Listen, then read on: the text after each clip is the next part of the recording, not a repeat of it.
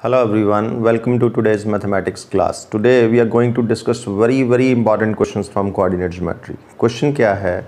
We are given 4 points.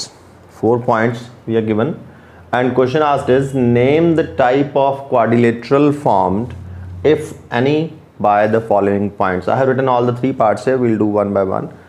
Name the type of quadrilateral formed if any. इन चारों points को join करके अगर कोई क्वाड्रिलेटरल बनती है तो उस क्वाड्रिलेटरल का नाम बताना है। सी 4 पॉइंट्स, मैं एक रफ स्केच बनाऊं। पहले तो इसका थोड़ा सा डिस्कस कर लेते हैं कि how we will do this, कि ये कैसी क्वाड्रिलेटरल बनी है। Suppose this is a quadrilateral, ठीक है।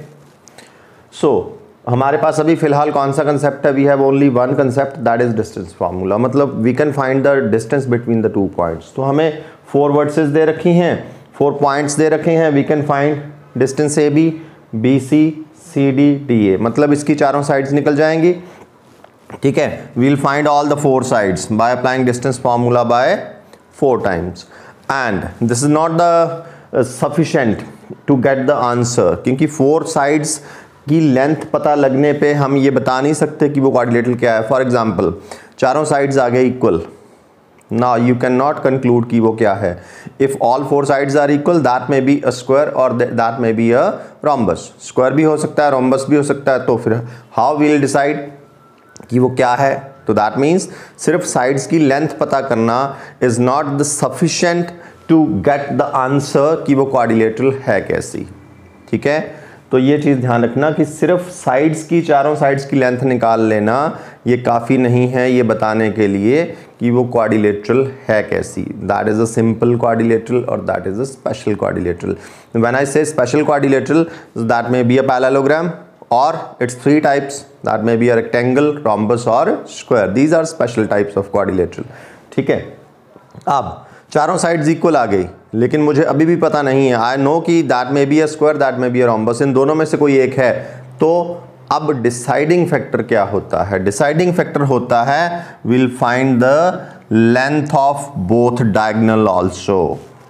चारों साइड्स की लेंथ निकालने के साथ साथ will find the length of both the diagonals. So how many distances will find here?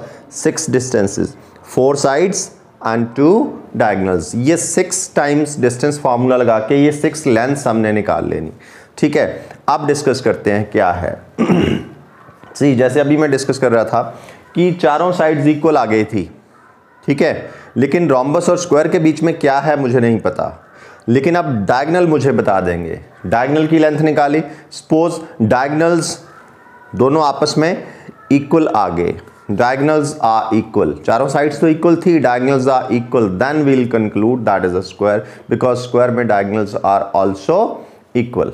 In square diagonals are also equal. अब मैं बता सकता हूं। और सेकेंडली, और अगर डायगोनल्स अनइक्वल आए, लाइक एक 6 सेंटीमीटर एक 8 सेंटीमीटर, तब चारों साइड्स इक्वल हैं। मैं वही केस डिस्कस कर रहा हूं जब चारों साइड्स इक्वल हैं, ठीक है। अगर तो डायगोनल दोनों आपस में इक्वल आ गए तो स्क्वायर, और अगर वो अनइक्वल हैं, diagonals are unequal, obviously that will be a rhombus, ठीक है। तो स्क्वायर और रोम्बस के बीच में तो क्लियर हो गया। सेकंड, अब दूसरा, सपोज अगर आपकी ऑपोजिट साइड्स इक्वल आ जाती हैं, ठीक है। जब भी ये क्वेश्चन करना है ना तो आपने एक रफ स्केच बना लेना है क्वाड्रिलेटरल का, right. Suppose opposite sides equal आ गई, A B comes equal to D C and A D comes equal to B C. फिर से डिसाइडिंग फैक्टर क्या है? डिसाइडिंग फैक्टर फिर से डायगोनल्स होंगे। अब मैंने फिर से डायगोनल्स की लेंथ निकालनी, इसमें 6 लेंथ्स निकालनी पड़ती हैं। चारों साइड्स दोनों डायगोनल, ये हमेशा ध्यान रखना, ठीक है। सिर्फ चारों साइड से नहीं बात बनती है। नाउ वी वर डिस्कसिंग कि ऑपोजिट साइड्स इक्वल हैं, right, and both pairs, and diagonal पे अब बात आ गई। डायगोनल क्या हो सकते हैं? डायगोनल इक्वल भी हो सकते हैं, अनइक्वल भी हो सकते हैं, ठीक है। सपोज करो डायगोनल्स आर अनइक्वल, इक्वल नहीं हैं। ऑपोजिट साइड्स इक्वल हैं but diagonals are not equal, what you will conclude?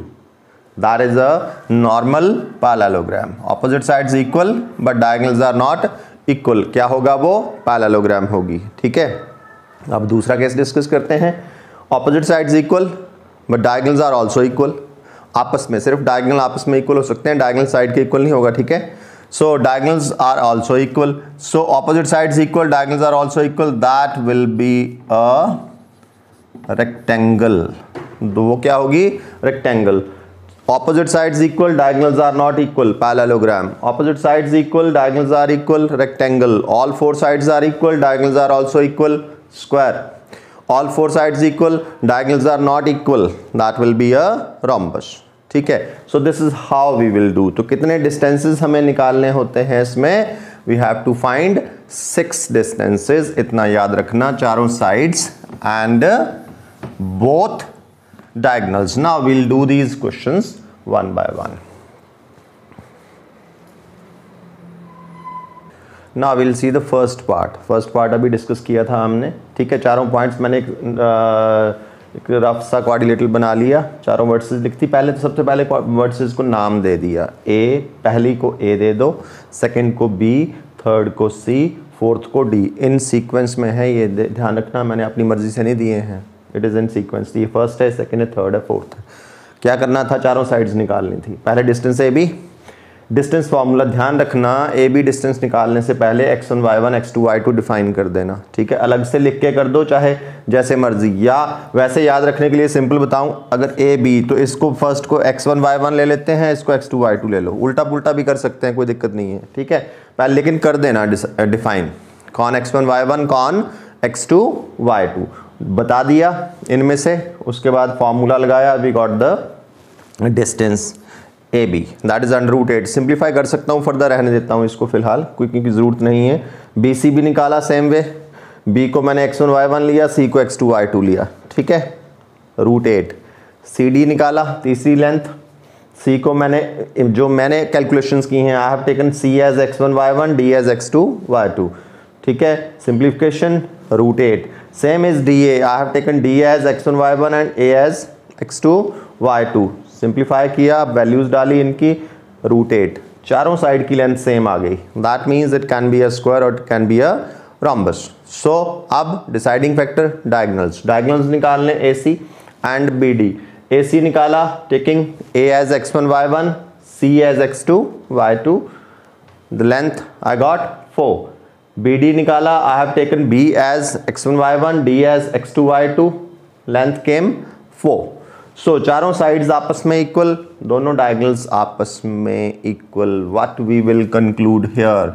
We will conclude this implies this A B C D is a square और rhombus, दोनों diagonals equal हैं, is a square. So this is how we'll find the solution of these questions, and these questions are very important from examination point of view also. Hello. Now second part, this is very important question, ठीक है। same way 4 parts, 4 verses are given, ठीक है। first को I have named it A, second B, third C, fourth D, ये name मैंने अपनी तरफ से दिए हैं, राइट। अब देखना, same way we'll find all the 4 sides and 2 diagonals। A B ध्यान रखना please, x1 y1 x2 y2 define कर देना। ए बी में मैंने ए को x1 y1 लिया है, बी को x2 y2 लिया है, आप उल्टा पुल्टा भी कर सकते हैं, नॉट अ प्रॉब्लम, लेकिन डिफाइन ज़रूर कर देना है, ठीक है।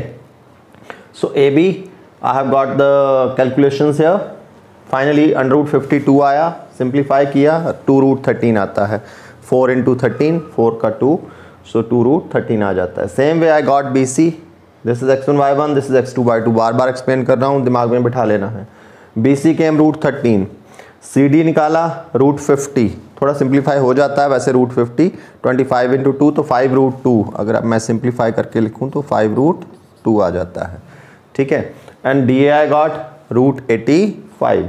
लेंथ डिस्टेंस फार्मूला ही लगाया है मैंने, it should be very clear कि क्या x1 y1 है, क्या x2 y2 है, ठीक है। ये और ए सी निकाल लिया रूट 13। देखो इस क्वेश्चन का आंसर मुझे यहीं से मिलने वाला है, मैंने अभी बी डी नहीं निकाला, आपने कुछ नहीं करना, ज़्यादा डाउट में नहीं जाना, आपने बी डी भी निकाल लेना, मैंने नहीं निकाला। सी ए बी मैं यहाँ लिखता हूँ 2 रूट 13, मैंने एक डायग्राम बनाया है इसका, बी सी इज़ रूट 13 और ये डायगोनल ए सी मैंने लिखा रूट 13, मुझे आंसर एक्चुअली यहीं से मिलने वाला है। रिमेंबर क्वेश्चन क्या था? Name the type of quadrilateral formed if any, अगर क्वाड्रिलेटरल कोई बनती है तो उसका नाम बताना है। तो यहाँ दैट मीन्स क्वाड्रिलेटरल हो सकता है कि क्वाड्रिलेटरल बनती भी ना हो, क्वेश्चन तो यही इंडिकेट कर रहा है। तो इसमें लेट अस सी ये ट्राइंगल में क्या दिखाई दे रहा है आपको, इसकी तीनों साइड्स की लेंथ लेना, this is √13, this is √13, this is 2√13, ठीक है, ये मुझे मिला है तीनों साइड्स की लेंथ। रिमेंबर ट्राइंगल है, ट्राइंगल में एक प्रॉपर्टी होती है the sum of two sides is always greater than the third side, तभी वो ट्राइंगल क्लोज होती है, अदरवाइज वो ट्राइंगल क्लोज नहीं होती, मतलब वी से सिंपली ट्राइंगल बनती नहीं है, ठीक है। √13 plus √13 2√13, it comes equal to the third side, क्या ये ट्राइंगल बन जाएगी?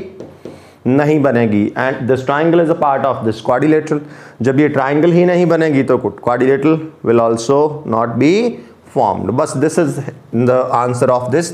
यहाँ रीजन दे देना है आपने, इन ट्राइंगल ABC ट्राइंगल, चलो आपने यहाँ लिखना ट्राइंगल क्योंकि बनती नहीं है, बाद में कंक्लूड कर लेंगे। यार AC plus BC √13 plus √13 that is 2√13, ठीक है। So that this implies AC plus BC is not greater than that is AB है 2√13, ये तो दोनों इक्वल आ रहे हैं, ग्रेटर देन चाहिए था अगर ट्राइंगल बनती। So therefore triangle ABC is not formed. If triangle ABC is not formed, then finally we will conclude that this quadrilateral ABCD will also be not formed. So ये जो question हमने आज discuss किया है this was the 6th question, ठीक है। 6th question के तीनों part I have discussed here, first and second part, third आप इजीली कर लेंगे। और इसके साथ साथ में आपने 5th पार्ट भी करना है। 5th पार्ट में एक क्लासरूम का सिटिंग प्लान डायग्राम बनाया है, उसमें सीधे आपने उस ग्रिड से कोऑर्डिनेट्स निकाले, फिर उसमें पूछा है कि क्या वो स्क्वायर बनता है या नहीं बनता है, मतलब इसी कैटेगरी का क्वेश्चन है। सो जो आज के जो क्वेश्चन हमारे हुए हैं that is question number 5 and all the 3 parts of question number 6। I hope so कि ये आपको क्वेश्चन बहुत क्लियर हो गए होंगे। ध्यान से इस बात को दिमाग में बिठाना कि ये एग्जाम ओरिएंटेड क्वेश्चंस हैं, ठीक है जी। Okay, thank you.